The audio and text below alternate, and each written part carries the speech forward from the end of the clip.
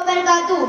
الحمدللہ رب العالمین والصلاة والسلام علی رسولہ الکریم. اما بعد فاعوذ باللہ من الشیطان الرجیم. بسم اللہ الرحمن الرحیم. راہ تپتے تھے نبی سارے میں سبحان الذی اسری بعبدہ لیلا من المسجد الحرام الی المسجد الاقصی. راہ تپتے تھے نبی سارے میرے آقا کی. راہ تپتے تھے نبی سارے میرے آقا کی.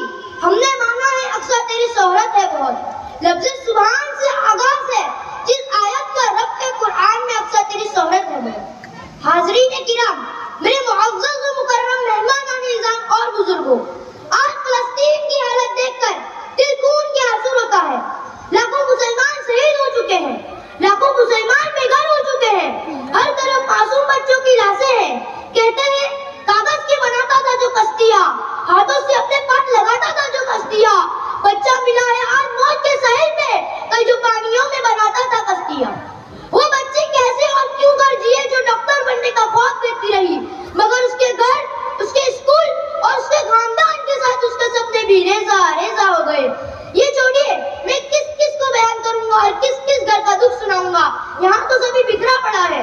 بچے لکھتے ہوئے چلے جاتے ہیں کہ کہاں ہے وہ جن کا سبق ہمیں کتابوں میں پڑھایا جاتا تھا، کہاں ہے وہ مسلمان جو ایک دس دس پر بھاری تھا.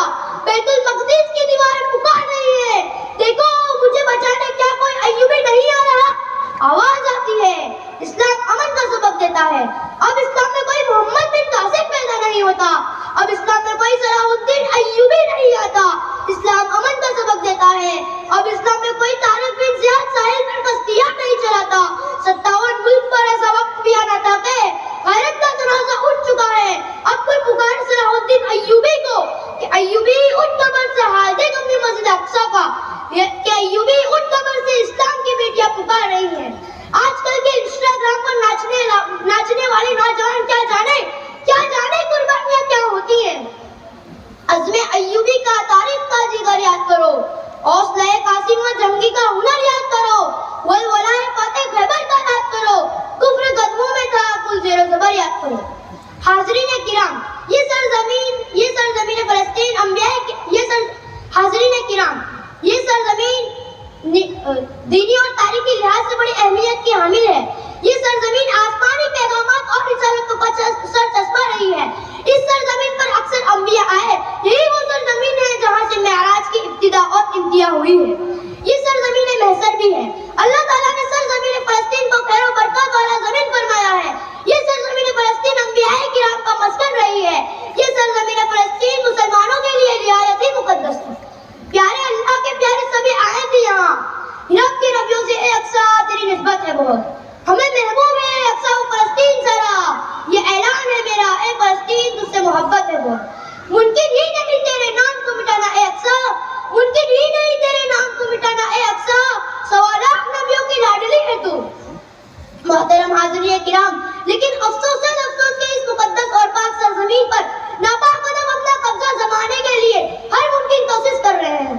میرا آپ سے سوال ہے کہ آپ نے اب تک فلسطینیوں کے لیے نعرے لگائے اور اظہار افسوس کرنے کے علاوہ کیا کیا ہے؟ کیا آپ نے اسرائیل کو بائیکاٹ کر دیا؟ کیا اسرائیلی کمپنیوں کی چیزیں اب تک آپ لوگوں کے گھر میں آتی ہے؟ کیا ان کی کھانے پینے کی چیزوں کے علاوہ آپ کا گزارا ممکن نہیں؟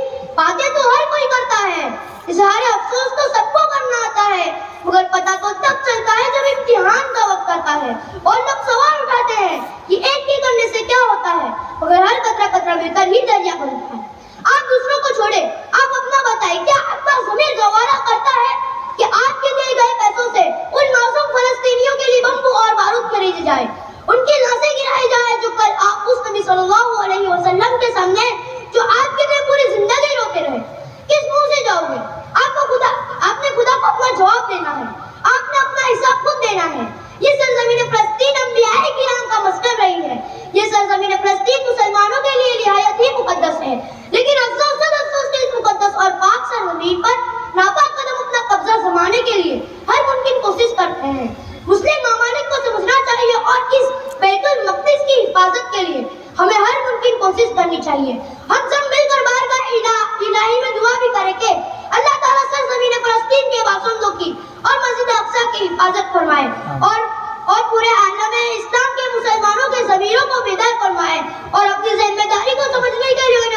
توفیق عطا فرمائے.